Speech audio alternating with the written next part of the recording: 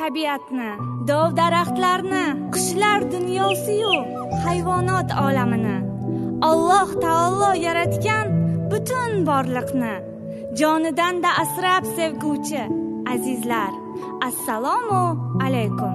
Men Sharipova Sitora, Samarqand viloyati Kattaqo'rg'on shahar 22 davlat maktabgacha ta'lim tashkilotida faoliyat yuritar ekanman. Ish jarayonim davomida erishgan yutuqlarimga yana bir yutuq qo'shildi. Yilning eng yaxshi tarbiyachisi 2025 ko'rik tanlovining shahar bosqichida g'oliblikni qo'lga kiritganimdan shodman.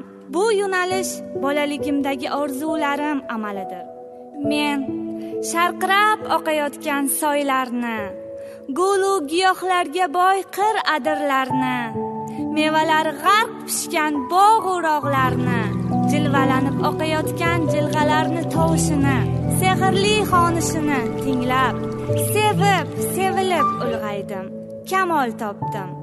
Ularni ko'z qorachig'imdek asrashni, ularga beparvo bo'lmaslikni buvijonim, bobojonimdan, dadajonim, ayajonimdan o'rganganman. Tabiat, borliq mo'jizalari xuddi yosh bolaga o'xshaydi. Unga qanchalik mehr ulashsak, u senga issiq taftini, mehrini ochadi. Jajji bolajonlarga tabiatni, borliqni sevishni, uni asrab-avaylashni o'rgatishni o'z oldimga maqsad qilib qo'yganman. Bolajonlar, qadimda bobolarimiz, buvilarimiz oqib turgan ariqlardan nonlarni oqizib yeganlar. O'shanda tabiatimizda suv juda ham shaffof, toza edi. Ularni hech ham ifloslantirmang, zararlantirmang. Suvni xuddi nonni asragandek asraylik.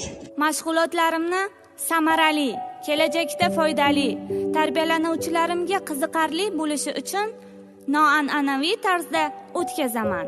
Qushlarni, ona tabiatni rasmlarda aks ettirishni, eko sayohatlarni bolajonlarimiz juda yaxshi ko'radi. Davlatimiz 2 yirik xalqaro tadbir, Yevropa ittifoqi, Markaziy Osiyo sammiti hamda Samarqand xalqaro iqlim forumiga mezbonlik qildi.